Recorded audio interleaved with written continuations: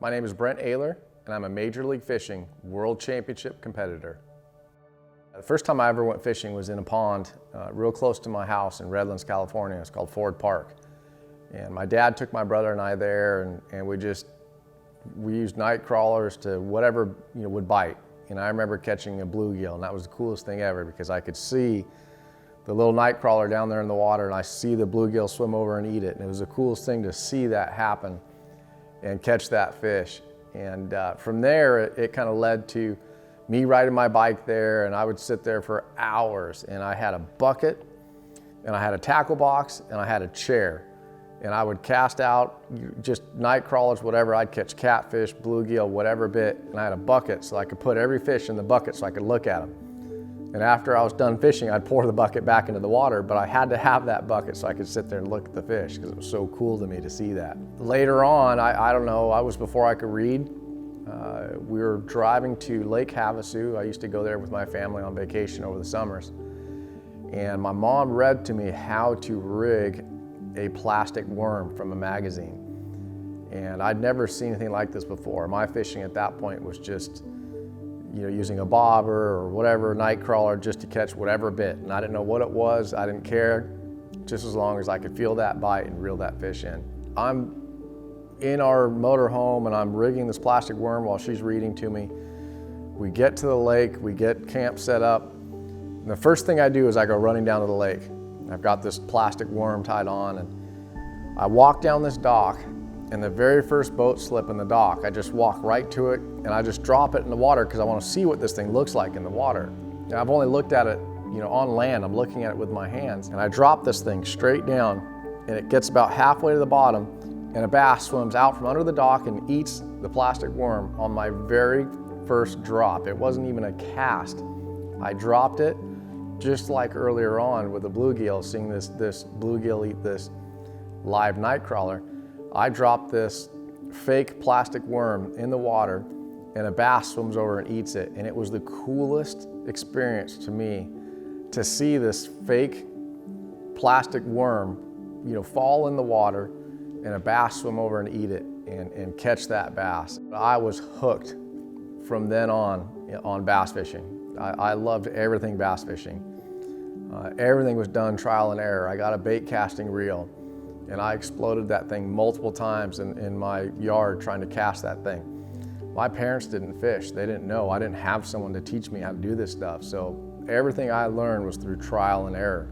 The first boat I got was actually a blow-up boat that had a wooden floor that you had to assemble this boat and put this wood floor in. Had a transom on it with a little 7-horse outboard on it. And it was given to me by my grandmother. There was a foot pump to pump this thing up. So we'd be sitting there pumping this little, I don't even know how long it was, maybe a 10-foot blow-up boat.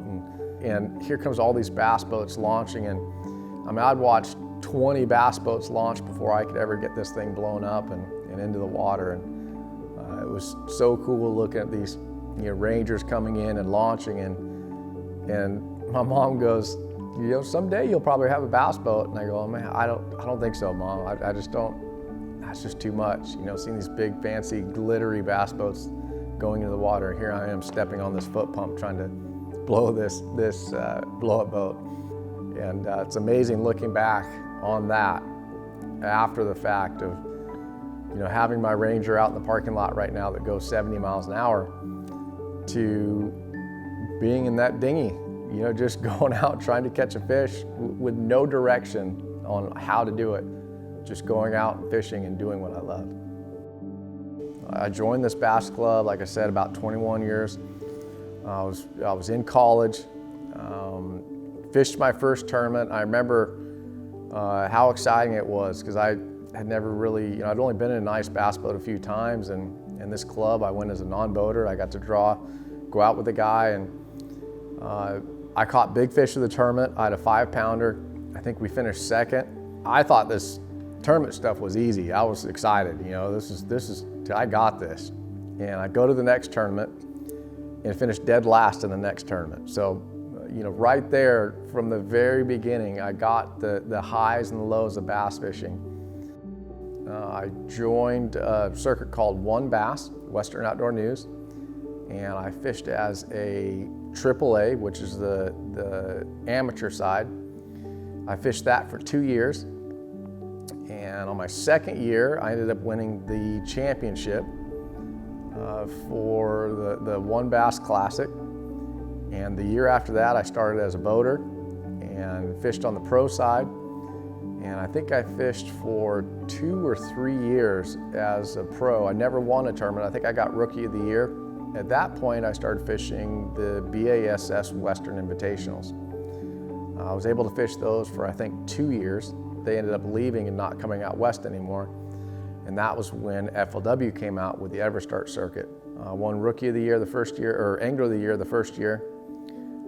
Second year, qualified for the championship again and ended up winning the championship on Lake Cumberland in Kentucky.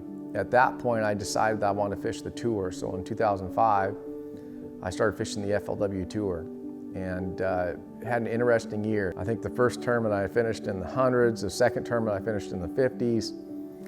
The third tournament, I finished almost dead last. There was 200 boats and I finished in 175th place. And I had no idea what I was doing. In 2006, I qualified for the Cup and then ended up winning the Forest Wood Cup Championship in 2006 on Lake Logan Martin.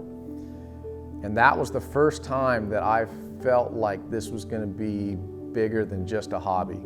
At that point, I was doing it for fun and making a little bit of money, but not enough money to support a family. So when I won the Forest Wood Cup Championship, I knew that that was going to be the change in my career.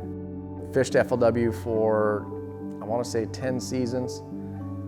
Won a few events there, started fishing the Bass Elites. After that, I fished with them for 4 years. And in that time period, Gary Klein approached me and told me about this concept that he was working on and if I wanted to be involved. And I said, of course, would love to. We show up in Del Rio, a skeleton crew of people working there, camera crews, the fishermen, this new concept. We had no idea what we were doing out there. There was a lot of trial and error.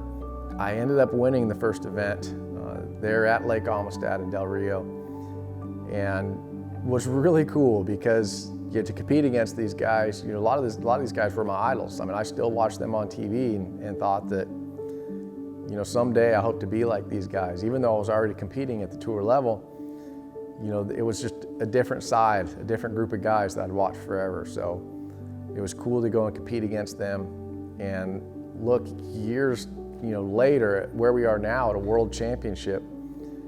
I can't believe how far this has come, and I can't comprehend where it's going to go. It's pretty amazing to be involved with Major League Fishing and now the Bass Pro Tour and have these opportunities and be one of these guys that's in this group on this new venture that is going to change the face of bass fishing.